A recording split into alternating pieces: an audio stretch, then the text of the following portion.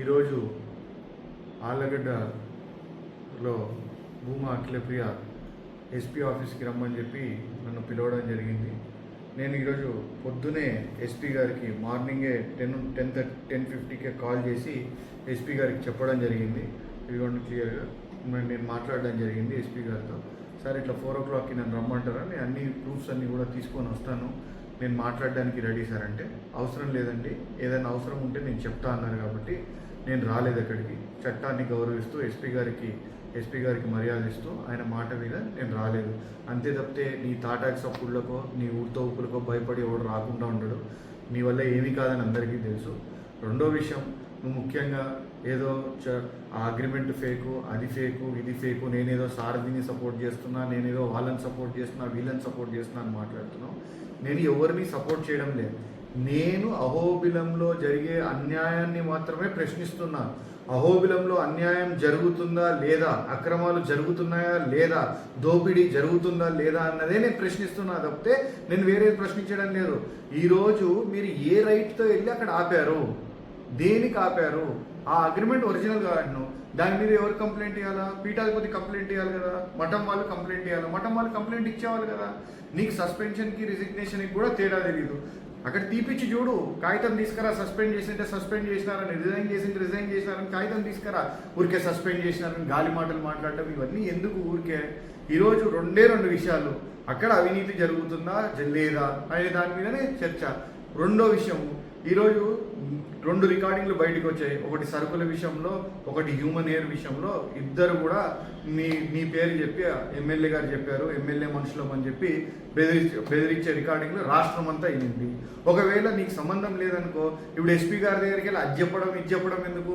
సింపుల్గా సార్ ఈ 2 రికార్డింగ్లు ఇవి నాకు సంబంధం లేదు సార్, దీంట్లో ఎవరినో వాళ్ళని ట్రేస్ చేసి వాళ్ళ మీద యాక్షన్ తీసుకోండి సార్, కేసులు కట్టండి సార్, లోపలేయండి సార్ అని చెప్పి ఒక రిక్వెస్ట్ ఇచ్చి వాళ్ళని కేసులు కట్టి లోపలేపి ఇచ్చిండొచ్చు కదా. ఎందుకు చేయడం లే పని?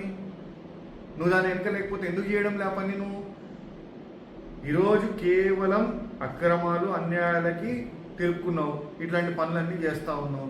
ఇది కరెక్ట్ కాదు. నేను చెప్పేది, ఎవరు నీ టాటాక్స్ అప్పుడులకు భయపడరు. నేను కూడా ఎస్పీ గారిని కలుస్తాను, కలిసి నా దగ్గర ఇన్ఫర్మేషన్ అంతా కూడా ఇస్తాను. నాకు సారథిని సపోర్ట్ చేయాల్సిన అవసరం లేదు, ఇంకొకరిని సపోర్ట్ చేయాల్సిన అవసరం లేదు. ఇప్పుడు ఆయన తప్పు చేసింటే పోలీసు వాళ్ళు యాక్షన్ తీసుకుంటారు. ఏం పోలీసు వాళ్ళు లేరా? నువ్వు నాన్ బెయిలబుల్ వారెంట్ ఉంది, ఇంకోటి ఉంది అంటున్నావు కదా. అవన్నీ సబ్మిట్ చేసింటే ఎస్పీ ఈ పార్టీకి అరెస్ట్ చేసి లోపల వేసేవాడు కదా, వాడి కన్సల్ట్ స్టేషన్కి అప్పచెప్పేవాడు కదా.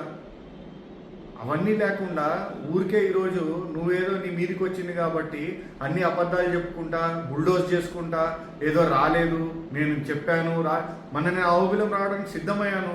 నువ్వు నా ఇంటికి వచ్చినా ఏం జరిగేది ఏం లేదు, కూర్చోబెట్టి మాట్లాడతాను, ఏమున్నాయో చెప్తాను, జరుగుతుంది అదే. అహోబిలానికి కూడా రావడానికి రెడీ అయ్యాను. అందరూ చూశారు, రాష్ట్రం అంతా విట్నెస్ చేసింది పోలీసు వాళ్ళు ఏ విధంగా ఆపారు అనేది. ఈరోజు ఎస్పీ ఆఫీస్కి ఎస్పీ గారికి చెప్పారు కాబట్టి నేను రాలేదు, అంతే తప్పితే వేరే ఇది కాదు. నా వ్యక్తిగత కారణం వల్ల నేను ఈరోజు బయటికి రావడం జరిగింది కాబట్టి మీడియా సమావేశం పెట్టలేక ఇక్కడ నుంచి ఇది చేస్తున్నాను తప్పితే ఇంకొకటి కూడా కాదు.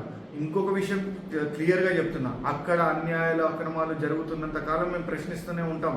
ఇది కాదు, ఈరోజు ఆళ్ళగడ్డలో ఇసుక దోపిడీ, మట్టి దోపిడీ, చికెన్ దోపిడీ, ప్రతి ఒక్క దోపిడీలో ఎవరున్నారో రేపటి నుంచి మొదలుపెట్టి ప్రతి ఒక్క వీడియో బయటికి వదిలిపెడతాం. మరి పోలీసులు ఎందుకు యాక్షన్ తీసుకోరో కూడా మీరు కూడా సమాధానం చెప్పాలి, అధికారంలో ఉన్నారు కాబట్టి. ఈరోజు మీరు సిఐడి ఎంక్వైరీ అన్నారు కదా, ఐఎమ్ రెడీ. నేను రేపే లెటర్ రాస్తా. అహోబిలం దీంట్లో ఏమైతే అవకతవకలు జరిగాయో దీని అన్నిటి మీద నేను లెటర్ రాస్తా. సిఐడి ఎంక్వైరీ చేయాలని చెప్పేసి సీఎం గారిని అడ్రస్ చేస్తూ నువ్వు లెటర్ రాయమన్నావు కదా, రాస్తా. నువ్వు కూడా రాయి, ఎంక్వైరీ జరిగేటట్టు చూడాలి. ఎందుకంటే నువ్వు ప్రభుత్వంలో ఉన్నావు, నువ్వు అధికారంలో ఉన్నావు కాబట్టి ఎంక్వైరీని హోల్డ్ చెప్పి మొత్తం బయటికి రావాలి, ఏం జరుగుతుంది, ఏమైంది అనేది అబ్సల్యూట్గా బయటికి రావాలని చెప్పి నేను కూడా కోరుతున్నాను. అహోబిలం ఒక అభివృద్ధి కోసము, ఆళ్ళగడ్డ ప్రాంతం ఒక అభివృద్ధి కోసం నిరంతరం పాటుపడతాను తప్పితే నీలాగా ఇలాంటి పనులు మేము చేయము అని చెప్పి నేను మరొకసారి తెలియజేస్తున్నాను.